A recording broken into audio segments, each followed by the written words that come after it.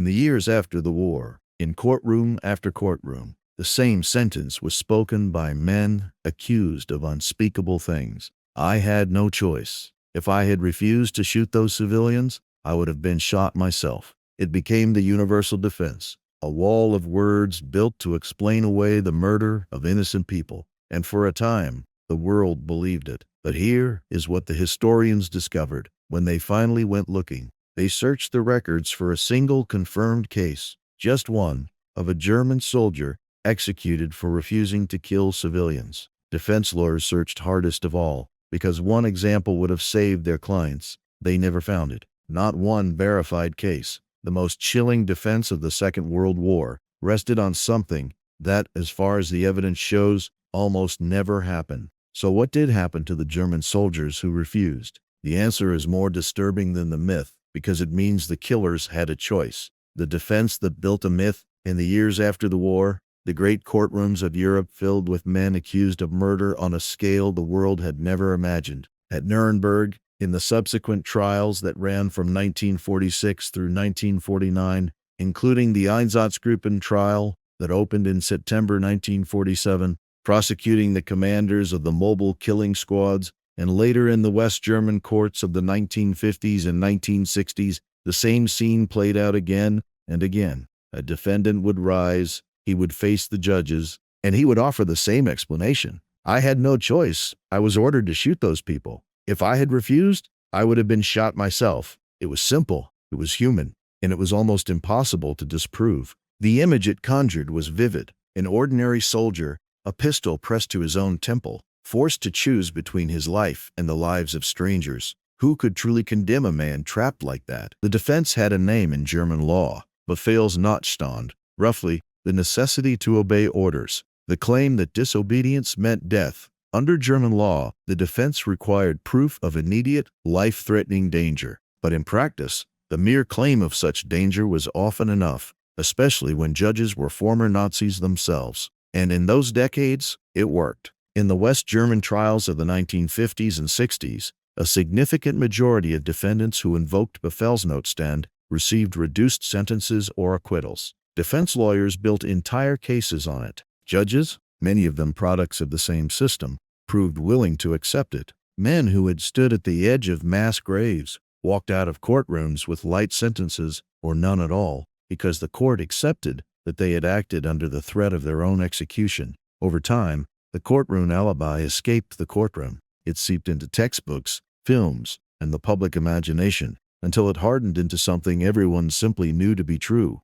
The Nazi machine was so total, so merciless, the thinking went, that to refuse an order was to sign your own death warrant. The killers in this telling were as trapped as their victims, cogs with no power to stop the wheel. It became the comfortable explanation for the unthinkable. They had no choice. There was just one problem. When investigators and historians began, decades later, to test that claim against the actual evidence, the service records, the trial transcripts, the surviving orders, they went looking for proof. They searched for a single confirmed case of a German soldier or policeman who had been executed for refusing to kill unarmed civilians. The men who prosecuted these crimes searched hardest of all. Benjamin Ferencz, the young chief prosecutor of the Einsatzgruppen trial, would spend a lifetime examining the machinery of these massacres. He later reflected, "I never found a single case where a man was shot for refusing to kill." Ferencz, who died in 2023 at the age of 103, carried that conclusion to his grave. And the conclusion that emerged from all of it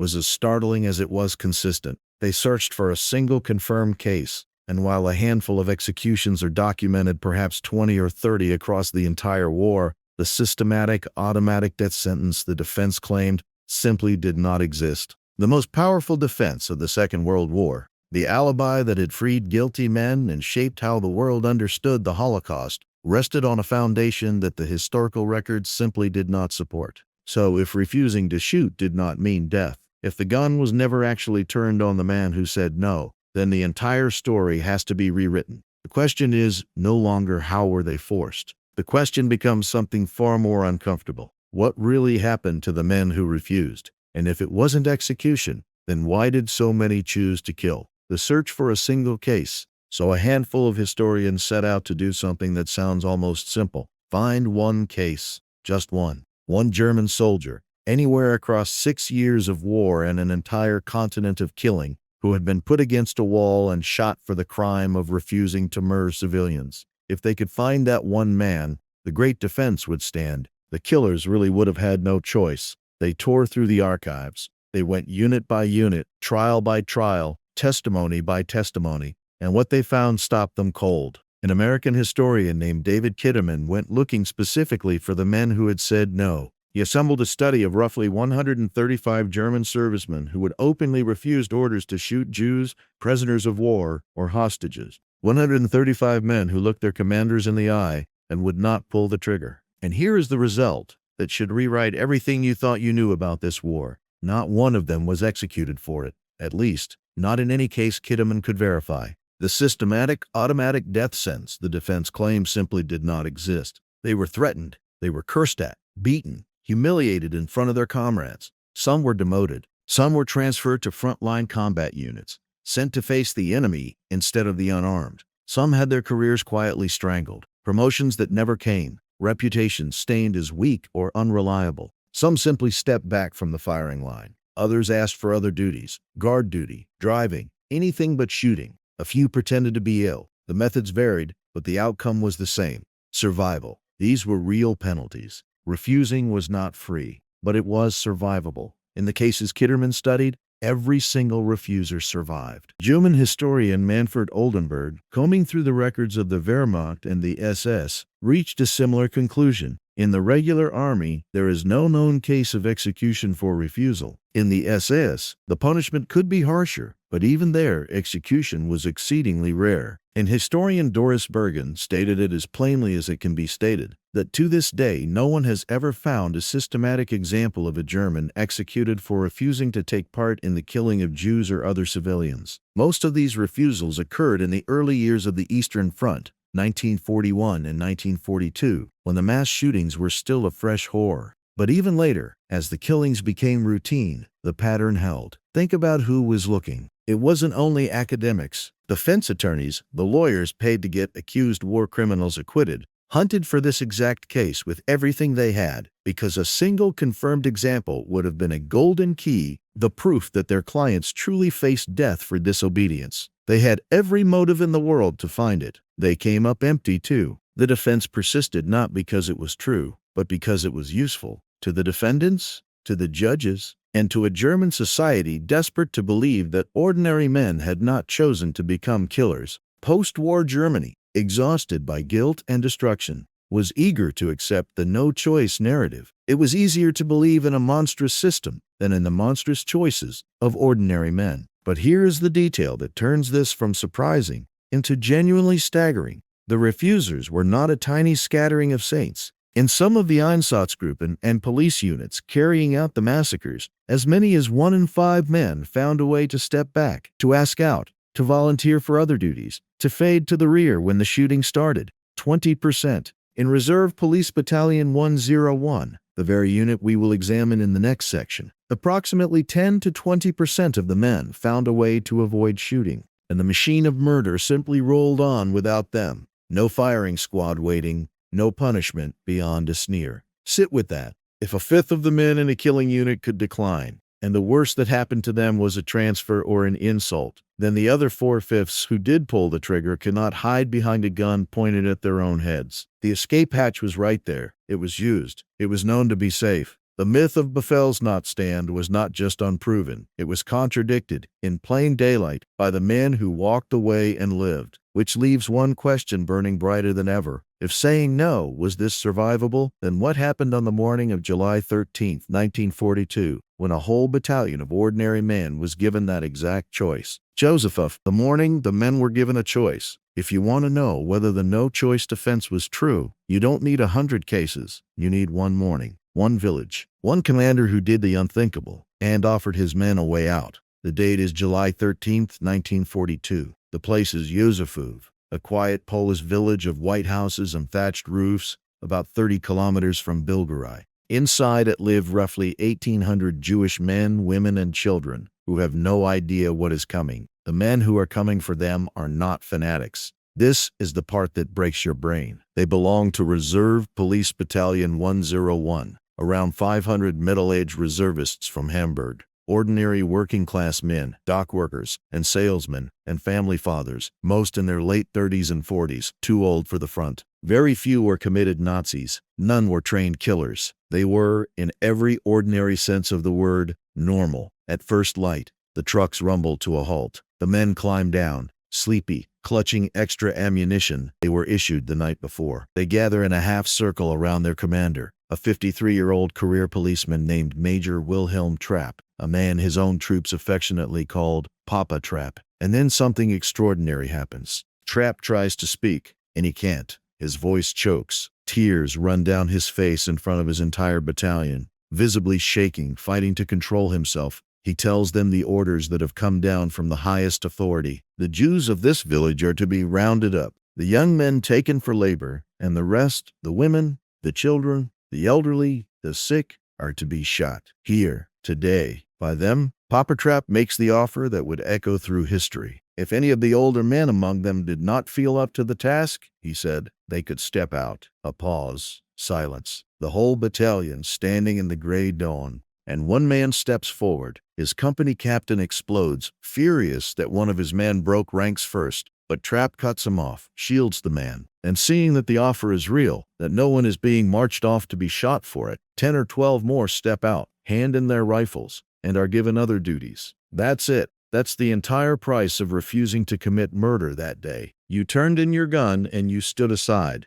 Now brace yourself for the number that should haunt anyone who ever said they had no choice. Out of nearly 500 men, only about 12 took it. 12. The door was wide open. The commander was weeping as he held it open. And more than 480 men walked through into the forest and did the killing anyway. The victims were laid face down on the ground. The policemen were shown how to place a bayonet at the base of the neck as a guide, and fire. It went on like that, body after body, from morning until the light failed. Nearly 17 hours of shooting. The forest floor was left carpeted with the dead. Why? Why did so few step out? When these men were questioned decades later, the answers were devastating in their smallness. They didn't want to look weak. They didn't want to abandon their comrades to the dirty work. One man explained, with terrible honesty, that he did not step forward precisely because he was a coward, more afraid of his friends' contempt than of killing children. This is the truth Christopher Browning uncovered in his landmark study, the one that gave it its unbearable title. Ordinary men. Ordinary men, given a choice, mostly chose to kill.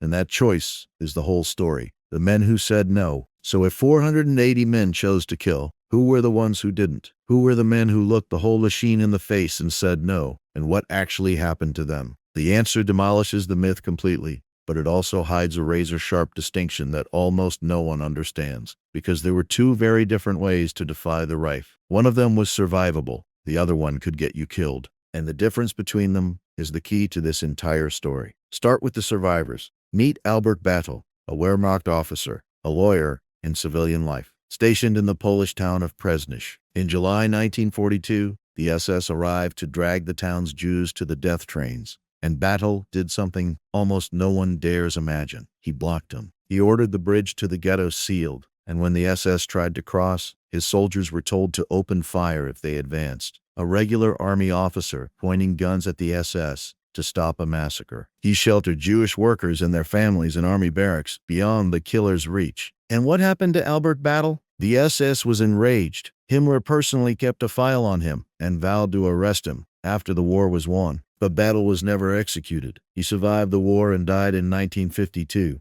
Decades later, Israel honored him as one of the righteous among the nations. Kurt Gerstein, an SS officer who witnessed a mass gassing in August 1942, became a saboteur of conscience, warning the world through diplomats and church officials and delaying poison gas shipments from the inside. He survived the war, only to die in a French prison in July 1945, under disputed circumstances. A Wehrmacht officer who aimed weapons at the SS, an SS man who sabotaged the gas. Both refused. Both lived through the war. But now, here's the line, the deadly line. Because refusing to kill was survivable, actively working to rescue, to smuggle, to hide, to help victims escape, that was something else entirely. That crossed from disobedience into what the regime called treason, aiding the enemy. And treason got you killed. Consider Sergeant Anton Schmid, a Wehrmacht soldier in Vilnius who didn't just refuse to shoot, He hid Jews, forged papers, and helped hundreds escape a killing. That was not refusal. That was open war against the genocide. And for that, Anton Schmid was court-martialed and executed in April 1942. And then the case that completes the picture, Franz Jägerstätter, an Austrian farmer and devout Catholic who refused to serve in Hitler's army at all, refused the oath, refused the uniform, refused to be part of it. He was executed by guillotine in August 1943. But notice exactly why. Not for refusing to shoot civilians, for refusing military service itself, desertion in the regime's eyes. Do you see it now? The men who simply declined to murder were demoted, transferred, insulted, and lived. The men who were executed died for something else, for taking up arms against the Reich, for treason, for desertion. Refusing to kill was not the crime. Helping the victims was. Why they killed anyway. So now we arrive at the question that has been burning since the first sentence. If saying no was survivable, if the gun was never actually turned on the man who refused, then why? Why did 480 out of 500 walk into that forest? Why did millions of murders get carried out by men who, it turns out, could have stepped aside? The answer is more disturbing than any threat of execution, because the real pressure was never the firing squad. It was the man standing next to you. Historian Sven Felix Kellerhoff concluded that the killers didn't act out of fear of death, but out of fear of being seen as weak or cowardly by their peers. A combination of peer pressure, careerism, alcohol, and the psychological evasion of, I'm just one rifle in a line. And if you think this is some uniquely German evil, some flaw in one nation at one moment, brace yourself, because science came for that comfort too. In the early 1960s, a psychologist named Stanley Milgram ran an experiment at Yale that should terrify every human being who hears it. He brought in ordinary Americans, teachers, salesmen, workers, and told them to deliver electric shocks to a stranger, increasing the voltage each time up to levels they believed were dangerous, even fatal. The stranger screamed, begged, went silent, and a man in a lab coat simply said, "Continue. The experiment requires that you continue." Most of them did. Ordinary people, no gun to their heads, no threat at all, just an authority figure calmly telling them to keep going. The majority pushed the dial all the way to the end. That is the real machinery, not monsters. Obedience, conformity, the desperate human hunger to not be the one who breaks the line. Across all archives and trials, the number of confirmed cases of a German executed for refusing to shoot civilians stands at exactly 0, against over 1 million unarmed people gunned down by the Einsatzgruppen and police battalions. Not a single confirmed execution for refusing, but 1 million dead. The no-choice defense was never a legal truth. It was a moral evasion, a story the guilty told themselves and then told the world. And the cruelest part comes after the war. Most of those killers went home. They became shopkeepers, neighbors, respected citizens, grandfathers. The overwhelming majority never spent a day in prison. Meanwhile, the men who refused, the ones who stepped out of the line, who aimed their courage against the tide, were often mocked at the time, forgotten afterward, their names never carved into any monument. So remember the real lesson, because it is not about them. It is about us. These were ordinary men. They were not forced. They were offered a choice, and most chose to kill, to belong, to not look weak. The terrifying truth of the Holocaust was never that monsters did it. It is that ordinary people did, and that the line between the man who stepped out and the man who pulled the trigger was not death. It was only courage.